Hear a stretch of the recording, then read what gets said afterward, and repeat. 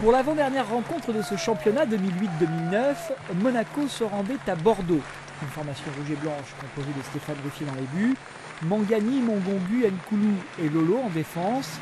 Modesto était positionné en voltigeur juste devant ce quatuor, à la récupération donc.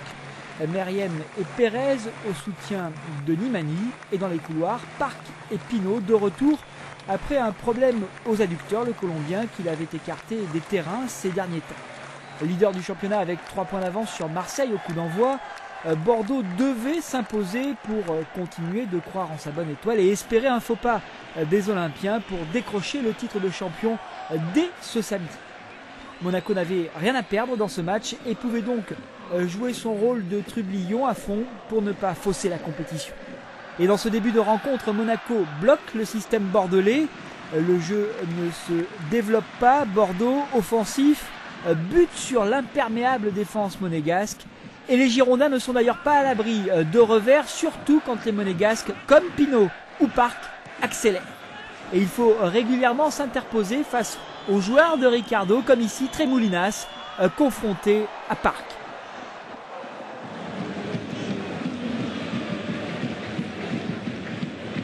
Mais Bordeaux dispose d'une clé pour déverrouiller les systèmes les plus hermétiques, les coups de pied arrêtés.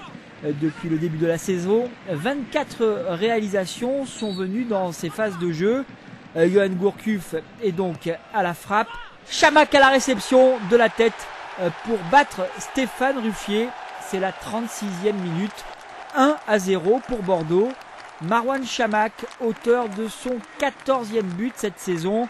Et Yoann Gourcuff de sa 10e passe décisive.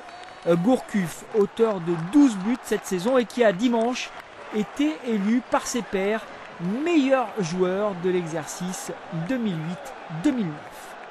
Et le repos est atteint sur cet avantage en faveur des Girondins. En deuxième période, à la 53e minute, Monaco avec Harouna n'est pas loin de surprendre Bordeaux. Ulrich Ramé donc qui repousse. Le portier de Bordeaux de retour dans ses buts pour cette rencontre après une blessure aux adducteurs il y a près d'un mois.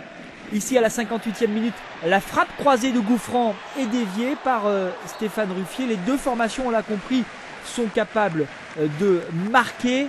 Les deux formations qui ont des occasions. Bordeaux qui ne parvient pas à se mettre à l'abri et Monaco qui n'arrive pas à revenir au score. Le match donc qui se termine sur l'avantage acquis par les Girondins en première période. Bordeaux, avec ce nouveau succès, signe une 10e victoire consécutive. Les Girondins qui finissent la saison en véritable boulet de